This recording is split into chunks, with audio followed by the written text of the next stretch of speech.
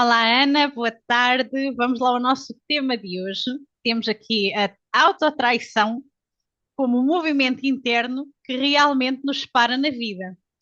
E hoje vamos aqui trazer como é que esta autotraição realmente acaba por atuar nas diferentes camadas de uma forma às vezes mais grosseira ou sofisticada, e aqui vamos falar da autossabotagem.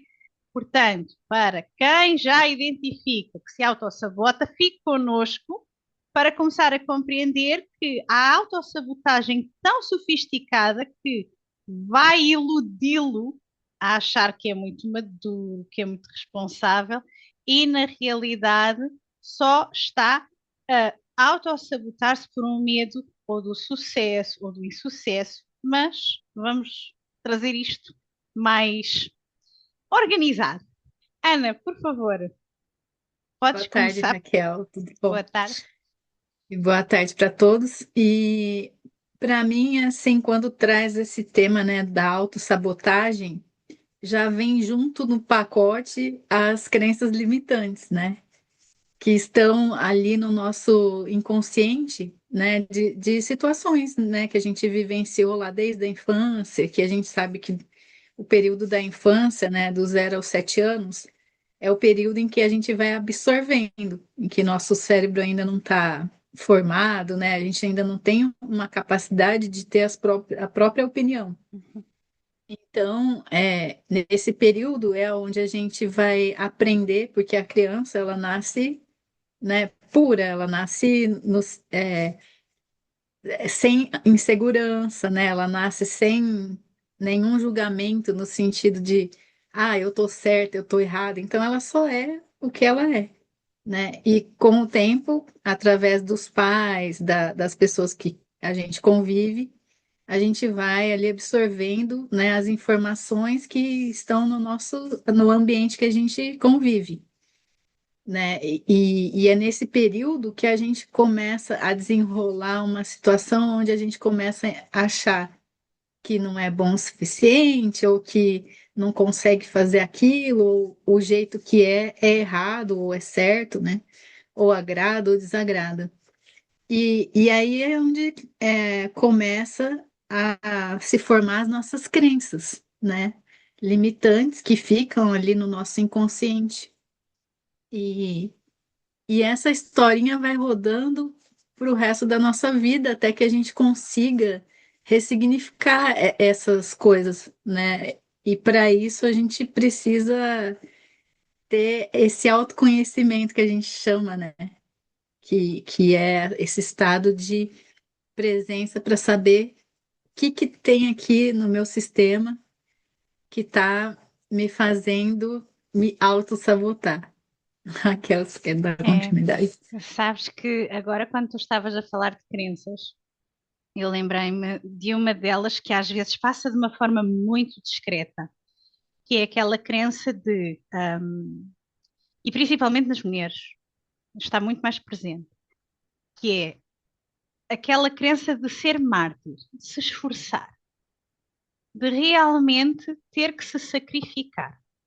E agora eu quero que também abram esta noção de sacrifício para perceberem como é que a vida anda. Porque há pessoas que dizem assim: não, se isto não for muito difícil, nem é realmente algo que se possa apreciar.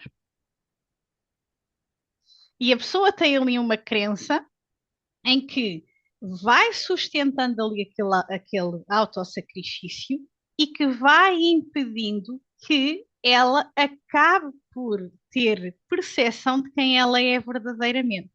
Porque, verdade seja dita, a questão do autossacrifício foi como tu disseste, vem lá da infância. É porque a criança começa ali a constituir o ego na infância e é sobre ela. Ela é o centro. Se ela, entretanto, inverte aqui o jogo, é porque uma crença entrou ali no sistema. E aqui eu acho que é importante começar aqui a trazer, não é? Para quem nos está a ouvir, para começar aí a raciocinar. Qual é o tipo de crença que está, inclusive, a atrasar-lhe a vida? Será que é uma questão de sacrifício? De que é mártir? De que dinheiro que não é suado não é dinheiro honrado? O que é que está por aí? E nisto a pessoa vai tirando força à sua essência, não é? Aqui está uma questão desta crença. E eu também iria aproveitar essa tua ideia de crença para fazer a ponte com a ilusão que é criada com essas crenças. Porque quantas vezes é que as pessoas não querem confrontar-se com a realidade? O risco de ir ver como a realidade é vai fazer o quê? A pessoa sustentar uma série de ideias de que eu preciso mais de um curso, eu preciso de mais preparação, eu preciso de mais isto. E como eu disse há bocado, parece uma grande responsabilidade, parece uma grande maturidade, mas na realidade isto é o que se chama uma autossabotagem sofisticada. Porque a mais grosseira é aquela em que a pessoa diz: eu não consigo, eu faço aquela lista e depois não consigo, vou fazer outra coisa. E a pessoa identifica de forma clara. Esta mais sofisticada tem tendência a parecer que não é um problema, pelo menos quando é falada para os outros. E fica mais difícil de detectar. Ana, por favor. E aí, na verdade, além daquilo que a gente ouve repetidamente, né? Assim, através dos pais, também tem a outra situação que é o exemplo que a gente vê, ou seja, aquilo que a gente vivencia, né? Então, se eu vivo num ambiente onde o pai e a mãe sempre estão ou discutindo, né, por causa do dinheiro ou coisas assim, já que, né, você trouxe aí das crenças sobre o dinheiro também, né, muitas vezes a gente interpreta de uma forma que o dinheiro traz problema, né? Então, é de uma forma sutil e bem, né, assim, oculta que as crenças vão se formando e que, com o tempo, a gente acaba deduzindo coisas como se aquilo Uhum. é a verdade, né? Aquilo passa a se tornar uma verdade no nosso campo, né? E, e aí precisa ficar atento a isso. Como é que você consegue ressignificar uma crença se você não está presente, né? Não tem o autoconhecimento do que você tem como crença, né? E tem até algumas pessoas que fazem ali um exercício de você pôr uma pulseira e cada vez que você pensar, né, algo que seja negativo, né, seja lá qual for a sua crença, você troca a pulseirinha de braço e aí quando pensar de novo troca, por quê? Para você ficar presente no pensamento que está surgindo ali, né? Até que você comece a não precise mais da pulseira e comece a perceber que está surgindo ali um pensamento negativo. De onde veio aquela história, né? Que é uma forma da gente começar a ficar presente, né? Lógico que tem vários caminhos, né? Estou dando aqui um exemplo, mas assim, tem as terapias, né? E tudo mais, onde você vai ganhando uma bagagem maior também, porque tem a vivência, né? A experiência do profissional e tudo, mas assim, é realmente ficar presente para aquilo que eu estou pensando, aquilo que eu estou emitindo, porque o nosso pensamento, né? É muito poderoso. É lógico que não é só o pensamento, né? E quando você traz a questão, né, de, às vezes eu faço, mas ali eu não estou acreditando naquilo. Por quê? Porque a gente tem que, além de pensar, qual o sentimento que eu estou tendo, né? Não adianta eu só fazer uma ação se o que eu estou sentindo não está coerente com aquela ação.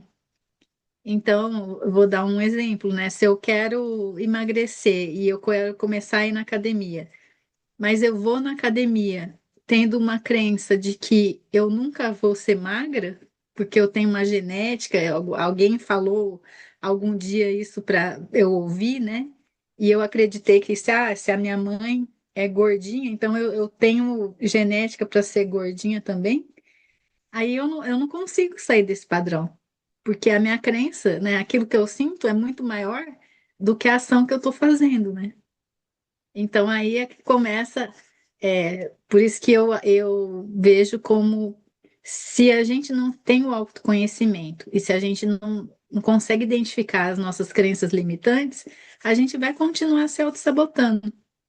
E se eu não tenho um entendimento de como a mente funciona, eu fico sem direção, né, Raquel? Sim, essa questão do peso que tu trouxeste é bem engraçada porque a mim fez-me lembrar também a ligação que pode ter com uma parte reprimida. Por exemplo, aí tu deste aquela questão de, pronto, há aquela associação com a mãe, mas pode haver um julgamento perante a ideia de ser a boa zona. E então o que é que acontece? A boa zona é péssimo, porque por um julgamento qualquer que foi absorvido na infância. E então não se quer ser a boa zona nem por nada. E isso vai precisamente trazer uma autossabotagem na perda do peso. E é aqui que estão precisamente as ligações com a autotraição.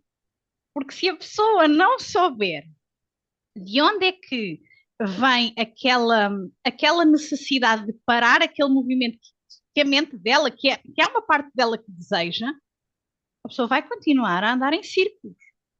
E depois começa a acreditar que é ela que não é capaz, ou ela é que tem um defeito qualquer no seu nível de motivação, ou então que o seu corpo é uma porcaria e que realmente o corpo das outras funciona assim e o corpo dela não funciona, e depois vai criando ali uma resistência que vai trazer todo um desconforto psicológico e que se vai refletir depois no estar da pessoa.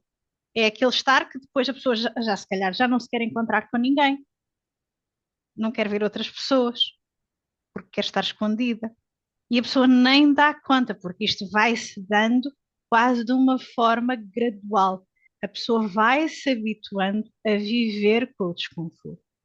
E isto é a autotraição, porque a autotraição mexe onde? É em todas as vezes que eu reprimo o que eu sinto, em que eu desonro o que eu sinto, em que o meu pensar, o meu sentir, a minha palavra não batem certo, eu entro numa autotraição, ou até eu diria numa corrupção interna. E isto aqui depois, eu acho que a palavra corrupção também funciona muito bem para explicar a nível energético o que é que acontece, não é? Que questões corruptas é que vêm. E está relacionado com esta autotraição. Ana, por favor. É, e aí é interessante, né? Porque você trouxe um outro lado, né? Como a gente pegou o exemplo aqui do emagrecimento. Mas muitas vezes a gente mesmo nos atendimentos percebe que muitas vezes a pessoa traz ali uma questão financeira, mas que o problema dela, a causa raiz, está no relacionamento. Então, é sobre essas crenças ocultas que a gente, né, traz e que muitas vezes é difícil de identificar, porque tá ligado a um trauma. Então, se aquilo que eu quero, né, não tem tanta força quanto o medo que está por trás, que está lá ligado ao trauma, aquela potência, né, aquele sentimento do medo de que algo vai acontecer se eu ficar a gostosa, ou algo vai de ruim, né, que eu vou me sentir insegura em relação àquilo, ou porque eu tô com medo do julgamento, ou porque eu tô com medo de ser assediada, ou, né, seja lá qual for o sentimento que está por trás, É claro que a vibração maior que vai acabar acontecendo e tornando realidade, a nossa realidade, é aquilo que tem mais potência, né? Então, se o medo de ser assediada é maior do que a vergonha de ser mais gordinha ou ser julgada, eu vou continuar criando aquela minha realidade para que eu não chegue naquilo que eu mais tenho medo, né? Então, é muito interessante, né? Como é que a autossabotagem, ela vai em vários níveis, né? Desde, pode ser emocional, pode ser energético, pode ser da forma que for, mas a gente consegue detectar muitas vezes quando a gente olha para a nossa vida e vê o que que eu estou querendo, qual que é o meu objetivo e aonde é que eu estou agora, né? Aquilo que eu estou manifestando agora. E aí que você começa a identificar, né? Peraí, qual que é a minha maior dificuldade agora? Mas o que que eu tô querendo? E muitas vezes é uma coisa tão oculta que as pessoas não conseguem nem identificar nem qual que é o meu objetivo, porque já entrou naquela dor e naquela e tá tão focado naquilo que não consegue ver o resto, né? Então a importância de se autoconhecer, aquela. É, é interessante porque, por exemplo, uma das partes, não é? Uma das nossas partes que muitas vezes também pode ser reprimida é a ambição. É comum. Às vezes as pessoas pensam, eu não consigo desenvolver financeiramente. E quando vai começar a explorar, começa a entender que, espera aí, ser ambicioso não é bom. Há aqui um medo qualquer que eu adivinho, se eu mostrar aqui muita ambição, alguém me vai cair em cima, alguém me vai criticar, alguém pode precisamente colocar-me de parte e eu deixo de pertencer a determinado grupo. E há aqui toda esta questão em que todo este bloqueio acaba por ser consequência de não olhar para a verdade interna.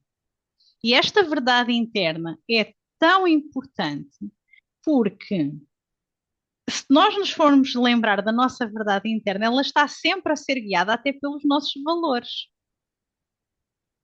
Podemos não saber quais são os nossos valores, mas a nossa vida vai contar sobre isso. Às vezes, até se calhar pode ser mais fácil perguntar a quem nos conhece: olha, o que é que perante as escolhas que eu faço na vida, o que é que tu achas que me move? Os outros podem dar uma grande ajuda. E, e é precisamente entrar aí também nesse alinhamento. Porque, como tu começaste a dizer, aquela criança lá atrás que vive connosco, ela vai fazer tudo para viver no conforto e vai criar fantasias. A criança é dona de fantasias. Por isso, às vezes, quando a pessoa se vê parada numa situação, precisamente naqueles momentos de indecisão, a pessoa não quer decidir. Vou dar mais um tempo. Ainda não estou bem preparada. Se calhar no fim de fazer aquilo, é que eu já sou capaz de decidir. E é aí que começa precisamente a camada da mentira. Porque a pessoa não está a querer olhar para a realidade, está a querer abraçar a sua criança interna e dizer-lhe assim: está tudo bem, vamos continuar a sonhar no mundo dos balões e vamos ser felizes. E há aqui uma grande diferença que pode perceber se está na criança ou se está no adulto, que é a capacidade de discernimento. A criança não tem discernimento. Se estiver posicionado do lado da sua criança, vai perceber que quer tudo mais fácil. Correr riscos para quê?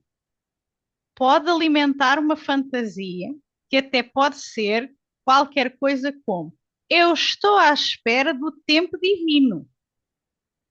Estou à espera que o universo conspire. Isto é conversa de criança, é a criança que fantasia. No adulto, começa realmente a haver o discernimento, começa a questionar quais são os custos que envolve determinada escolha, começa precisamente a conseguir a arriscar a fazer um movimento no desconhecido. Isto é fundamental, porque a criança vai querer que alguém a salve, muitas vezes.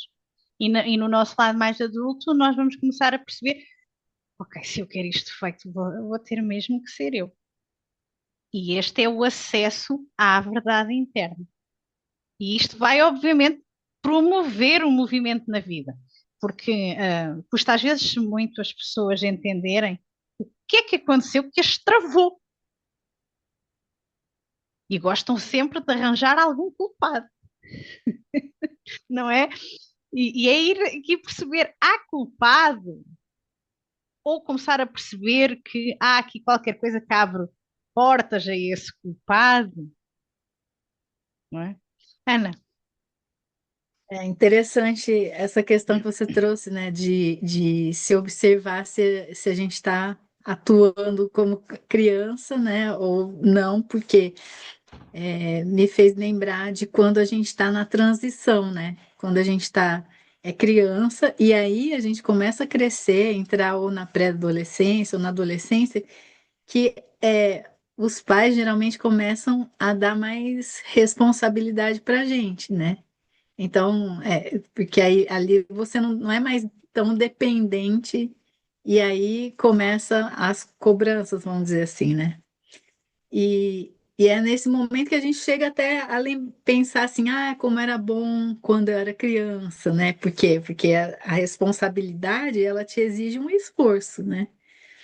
E a gente só consegue manifestar, né, coisas para si mesmo quando a gente tem esse direcionamento, esse discernimento do que eu quero, né? O que eu preciso fazer para conseguir isso, como que eu preciso agir, porque essa questão de, alguém vai me encontrar, alguém vai me salvar, né? Deus vai mandar aqui um anjo para mudar minha vida, isso é uma ilusão, né?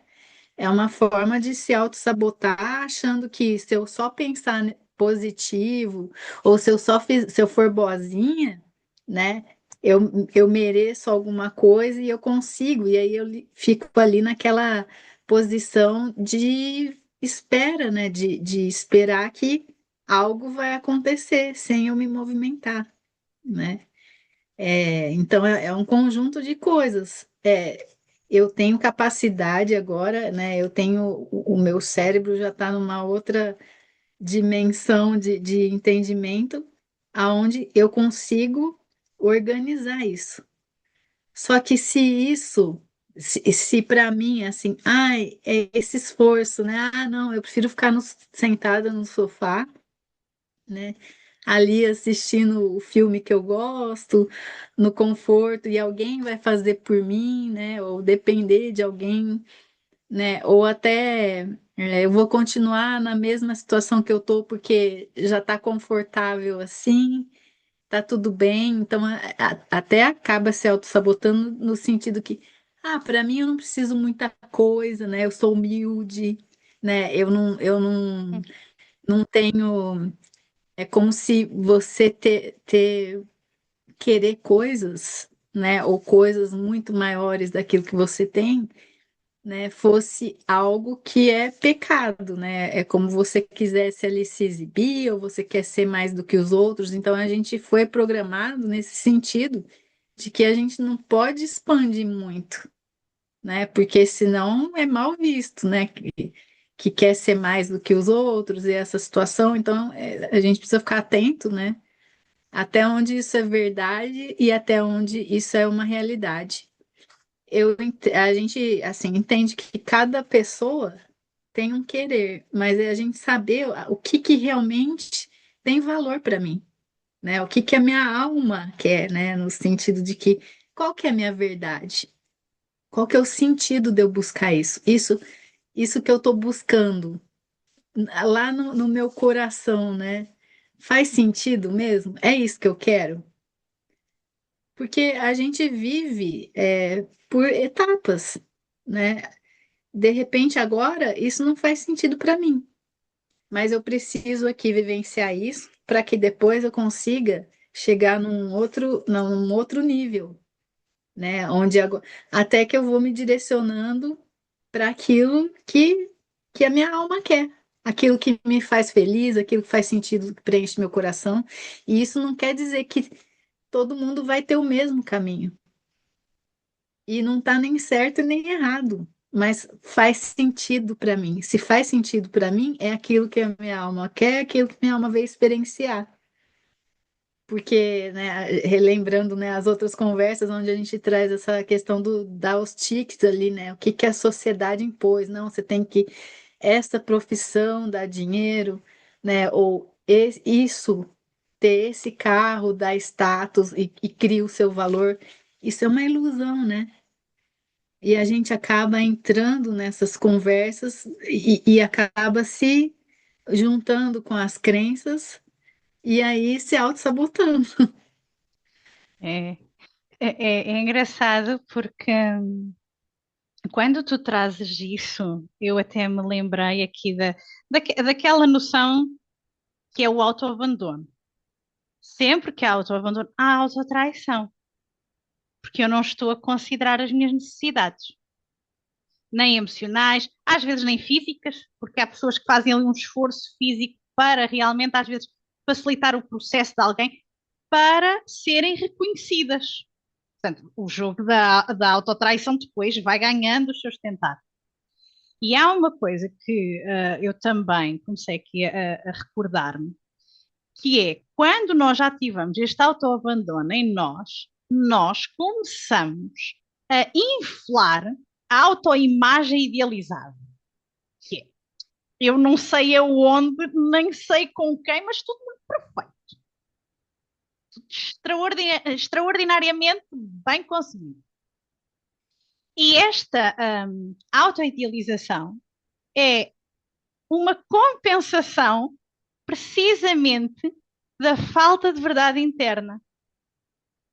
Porque é aquela projeção de como não é aqui nada perfeito daquilo que eu já conheço e do que eu sei, como eu não consigo integrar aquelas partes minhas das quais eu tenho vergonha, ah, situações em que eu me sinto culpada, ou que eu percebi que não estive tão bem, ou que se calhar eu identifico, eu ali se calhar fui mais covarde e fica ali no segredo dos deuses.